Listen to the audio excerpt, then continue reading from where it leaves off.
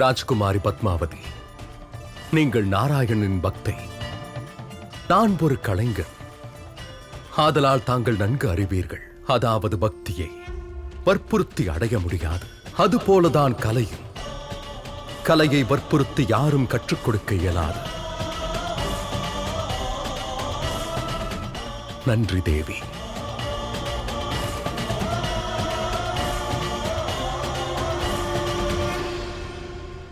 இவரிடம் பயமும் இல்லை, சாதுரியமும் இல்லை.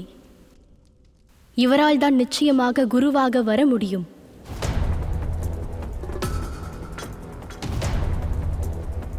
தந்தையை எங்கு போய் தேடுவது? நாலாபுரமும் பனிமழை பொழிகிறது. நம்முடைய தந்தை எங்கிருப்பாரோ? நாராயணர் மிகப்பெரிய சதி செய்திருக்கிறார். எது எப்படி இருந்தாலும் இம்முறை நான் நாராயணரை வெற்றி பெற விடமாட்டேன். தந்தையாரே, தந்தையாரே, எங்கிருக்கிறீர்கள்? தந்தையாரே, தந்தையாரே, தந்தையாரே! பார்கவி, பார்கவி! தந்தையாரே! பார்கவி, இது நமது தந்தையின் குரலாயிற்றே. குரல் இந்த திசையிலிருந்து வருகிறது. வா பார்கவி.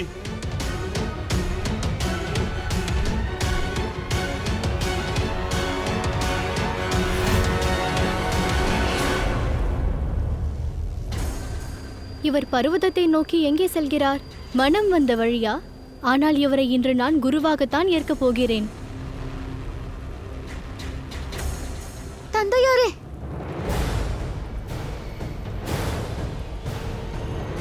தந்தையாரே, நீங்கள் கவலைப்பட வேண்டாம்.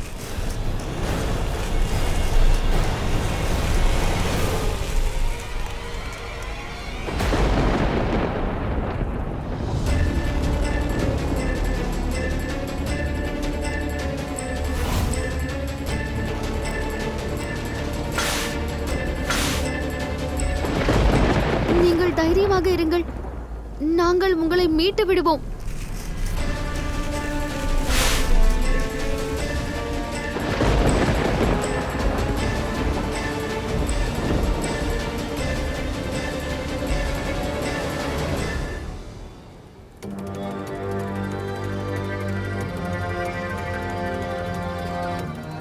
எங்கே சென்று விட்டார்? பார்கவி, இது பணியாக இருந்தால் அகற்றிவிடலாம். ஆனால் இது பணி மட்டுமல்ல, இது நாராயணரின் சதியாகத்தான் தெரிகிறது.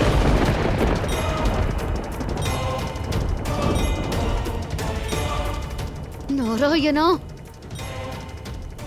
முதலில் தாயின் தலையை வெட்டினீர்கள். அதன் பிறகு தந்தையாரின் கௌரவத்தை சுக்குநூறு ஆக்கினீர்கள். அவருடைய ஒவ்வொரு சதிக்கும் இந்த பார்கவி நிச்சயம் பழிவாங்கத்தான் போகிறாள். தேவி, தாங்கள் என் கர்மங்களை பார்த்தீர்கள். ஆனால் கர்மங்கள் பின்னால் இருக்கும் காரணத்தை பார்க்கவில்லை. காவிய மாதாவிற்கு நான் புரிய வைத்தேன். ரிஷி பிருகுவுக்கும் எடுத்துரைத்தேன். ஆனால் அவர்கள் அன்பை நாடாமல் பழிவாங்குதலை தேர்ந்தெடுத்தார்கள். பழிவாங்குதலை தடுப்பது என் கடமையாகும். காரணம், இந்த குரோத அக்னியில் எரியப் போவது தான் மட்டுமல்ல, சிருஷ்டியின் சுகங்களும் செல்வங்களும் சேர்ந்து அழி. பின்னால் வந்துவிடு பார்கவி. இதை எவ்வாறு அகற்றுவதென்று நானே தீர்மானிக்கிறேன். இப்பொழுது இதை நான் எனது சக்தியால் அகற்றப் போகிறேன். என்னுடைய இந்த தாக்குதல் நாராயணரின் சதியை தோற்கடித்துவிடும். ஒரு நொடியிலே இந்த பனி கரைந்து போய்விடும். தாங்களே கூறுங்கள், சிருஷ்டி இதை எவ்வாறு தாங்கிக் கொள்ளும்? தங்களுடைய நாராயணன், இந்த சிருஷ்டியை காப்பவர் எவ்வாறு இதை தாங்கிக் கொள்வார்?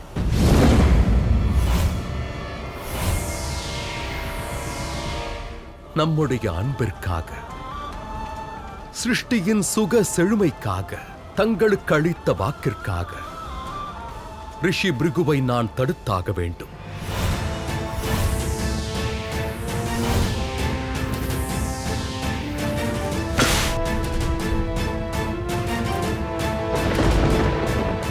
லக்ஷ்மிக்காக கொண்டு வரப்பட்ட இந்த தாம்பூலம் நாராயணன் கை சேரும் வரை இதை தடுத்தே தீருவேன்.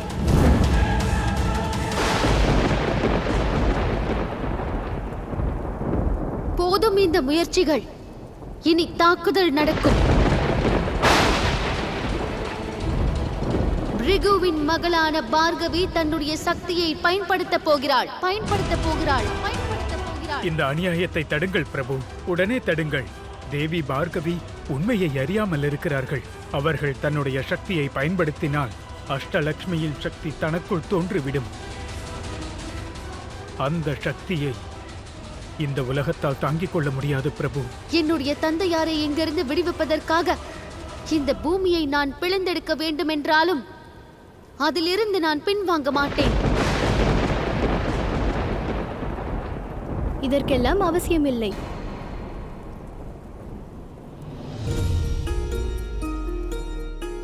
நான் இந்த இடத்தையும் அதோடு பிரபுவையும் நன்கு அறிவேன்.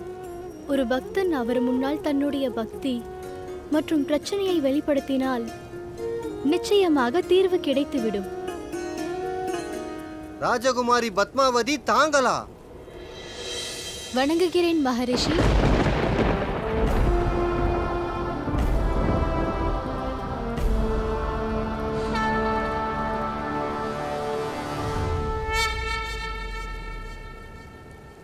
தீர்வு கிடைத்துவிட்டது.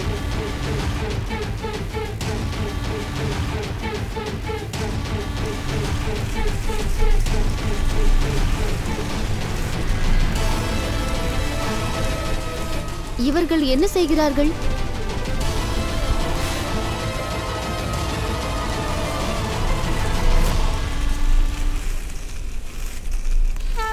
சாலிகிராம்,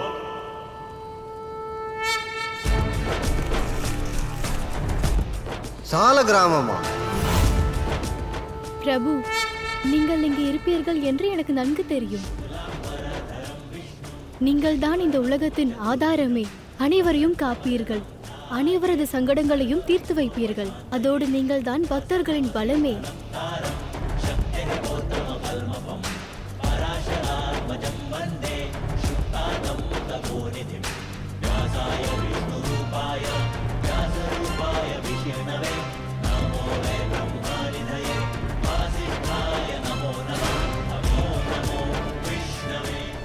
நாராயணா, பார்த்து கொண்டே இருங்கள். இந்த விதிமுறைகளும் முடிந்துவிடும். என்னுடைய பழிவாங்கும் முதல் படலமும் முடியும். படலமும் முடியும். படலமும் முடியும்.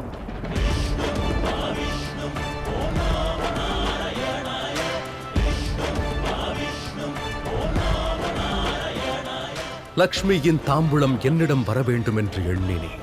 அந்த வேலையும் முடிந்தது.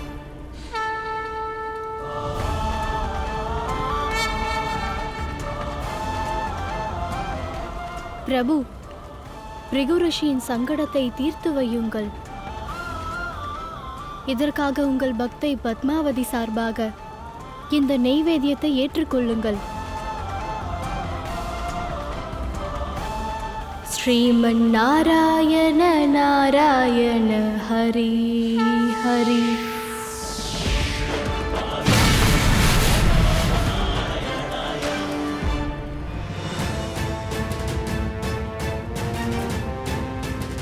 எதற்காக இந்த அநியாயத்தை செய்தீர்கள் ராஜகுமாரி?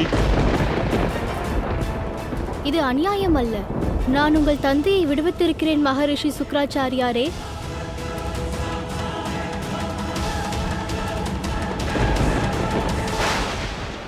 எதுவரையில் உங்கள் கையில் இருக்கும் இந்த தாம்பூலத்தட்டு சரியானவரின் கரங்களுக்கு போய் சேராதோ அதுவரையில் உங்களால் இங்கிருந்து வெளியேற முடியாது. நீங்கள் செய்தது மிகப்பெரிய அநியாயம். நீங்கள் செய்தது பெரிய அநியாயம். என் மகளின் தாம்பூலத்தட்டு அவள் வருங்கால கணவனின் கரங்களுக்குத்தான் போக வேண்டியிருந்தது. அதை நாராயணனுக்கு தந்து விட்டீர்கள். நீங்கள் செய்தது சரியல்ல.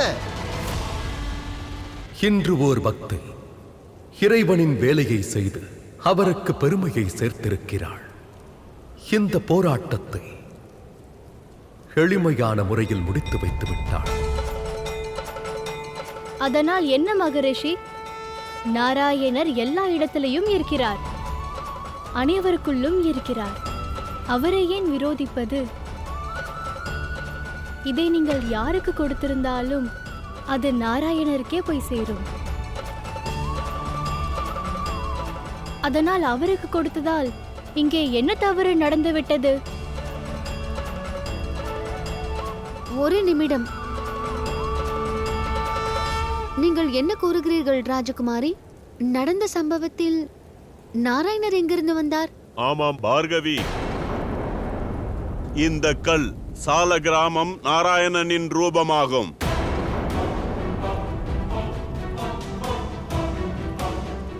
என்ன? என் திருமண வரிசை தட்டு நாராயணருக்கு போய்விட்டதா? நீங்கள் ஏன் இவ்வளவு கவலையில் இருக்கிறீர்கள்? நாராயணரின் அருளால் உங்கள் சங்கடங்கள் தீர்ந்து போய்விட்டது. நான் நன்கு அறிவேன். நாராயணர் தன் பக்தர்களின் வேண்டுகோளை நிச்சயம் தீர்த்து வைப்பார். அதன் விளைவுகளை உங்கள் கண்களால் நீங்கள் பார்த்தீர்கள். உங்கள் தந்தை விடுதலையாகிவிட்டார். போதும், நிறுத்துங்கள். தாம்பூலத்தட்டை நாராயணனுக்கு அளிப்பதற்கு பதிலாக நான் இந்த பணியில் உறைந்து இறந்திருப்பேன். மீண்டும் ஒருமுறை இந்த நாராயணன் என்னுடைய முயற்சிகளை தோற்கடித்து விட்டான். நான் இருக்கும் வரையில் நீங்கள் தோற்க மாட்டீர்கள் தந்தையாரே. நாராயணனோ அல்லது நாராயணரின் சிலையோ என் விவாக வரிசை தட்டை நாராயணருக்கு அர்ப்பணிக்க முடியாது. நான் இந்த ஏமாற்றுக்காரனை நம்ப போவதில்லை.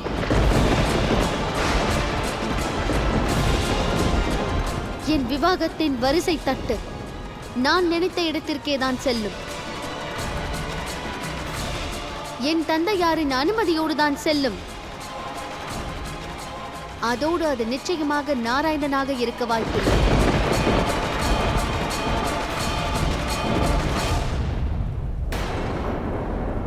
இது உங்கள் விவாகத்தின் வரிசை தட்டு என்று எனக்கு தெரியாது. சொல்லப்போனால் இதற்கு நீங்கள் மகிழ்ச்சி அடைய வேண்டும். உங்களுடைய விவாகம், அதோடு உங்கள் இந்த விவாக வாழ்க்கைக்கு சாக்ஷாத் நாராயணரின் ஆசிர்வாதம் கிடைத்திருக்கிறது. இது ஆசிர்வாதம் இல்லை, சாபம் கிடைத்திருக்கிறது.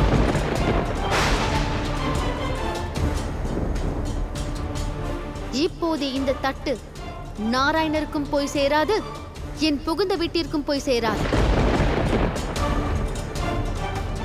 இதை என்ன செய்ய வேண்டும் என்று நான் முடிவெடுப்பேன்.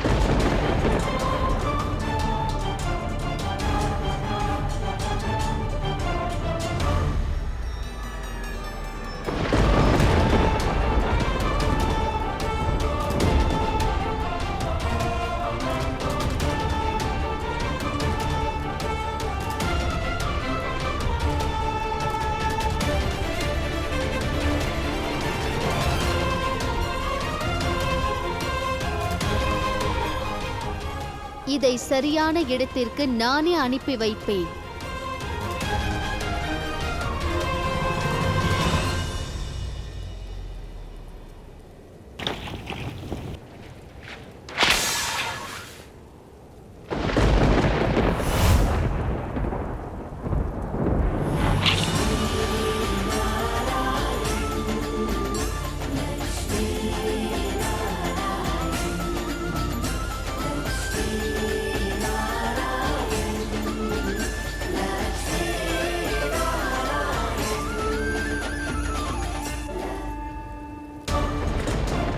ஓர் நல்ல சுப காரியம் தங்கள் கைகளாலேயே நடந்துவிட்டது தேவி. தங்கள் சார்பிலிருந்து நாம் சந்திக்கும் இந்த முதல் படி வெற்றி அடைந்து விட்டது. கலைஞனே, அதை கீழே போடு. அதை போட்டுவிடு என்றேன். லக்ஷ்மி கையால் கிடைத்ததை இந்த நாராயணன் தூக்கி எறிவேனா? கேட்கவில்லையா? கீழே போடு.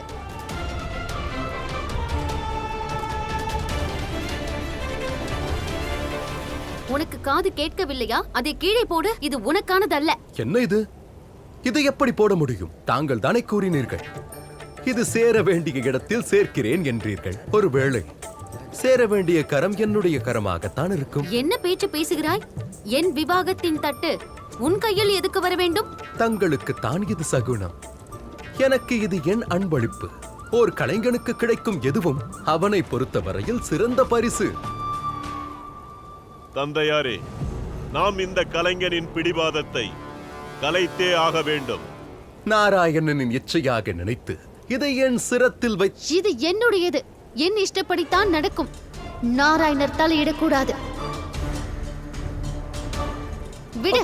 வேண்டாம் தேவி, விடு. இது என் பரிசு. கையை எடு. கீழே போடு. விட்டு விடு. விடு.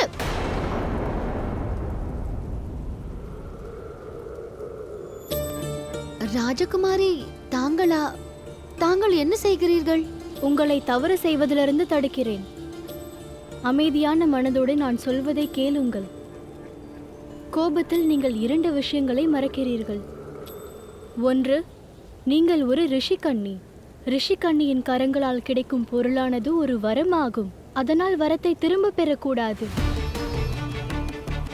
இரண்டாவது, இவர் ஒரு கலைஞர். தன்னுடைய நாட்டியத்தால் இவர் உங்களை மகிழ்வித்தார் என்பதில் சந்தேகமே இல்லை. அதோடு என் ராஜ்யத்தில் கலையையும் கலைஞனையும் அவமதிப்பதை நான் அனுமதிக்கவே மாட்டேன். விட்டுவிடு பார்கவி. சகுனமாக பார்க்காமல் தானமாக நினைத்து அதை அழித்துவிடு.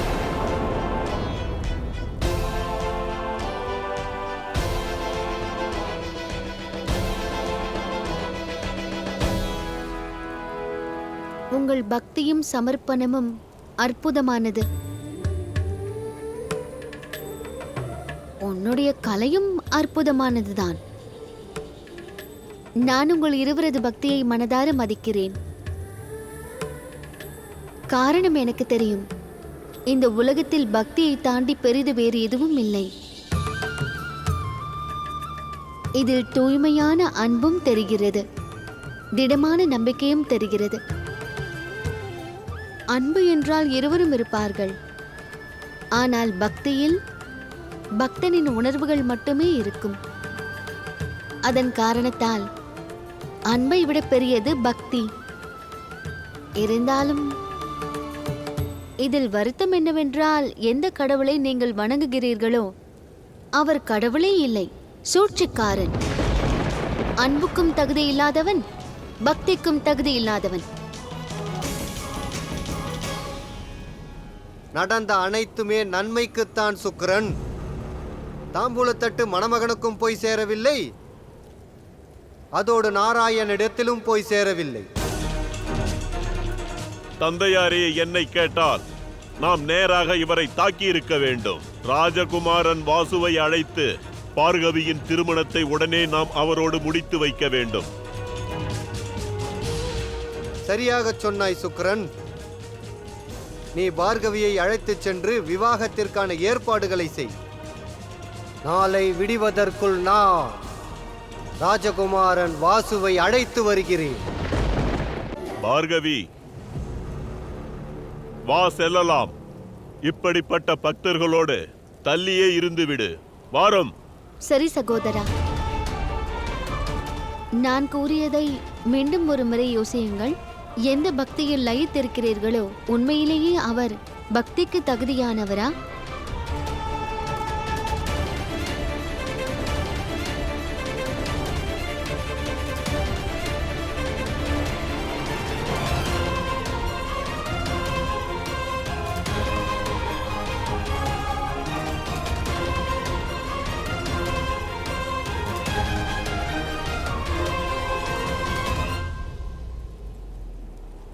எந்த உணர்வோடு நாராயணரை நான் பார்க்கிறேனோ அதே பக்தியில்தான் நீங்களும் இணைந்து போயிருக்கிறீர்கள்.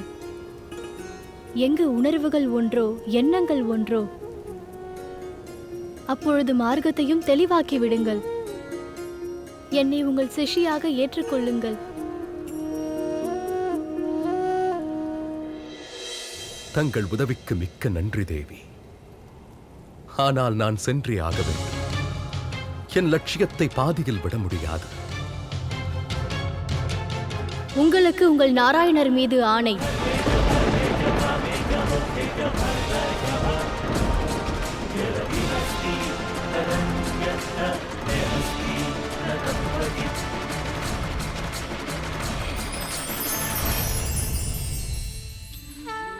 இந்த உலகம் இயற்கைக்கு தாய் ஸ்தானம் கொடுக்கிறது.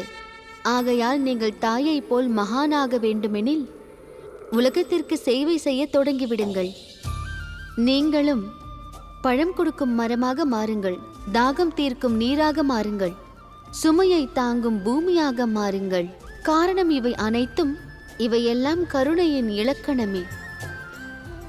இயற்கையிடமிருந்து கற்றுக்கொள்ளுங்கள். காரணம் வாங்குவது மட்டுமே வாழ்க்கை அல்ல. ஆகையால் எதையும் எதிர்பார்க்காமல் கொடுக்க கற்றுக்கொண்டால் அதன் பிறகு உங்கள் வாழ்க்கையில் ஆனந்தமான வைகுண்டத்தை காண்பீர்கள்.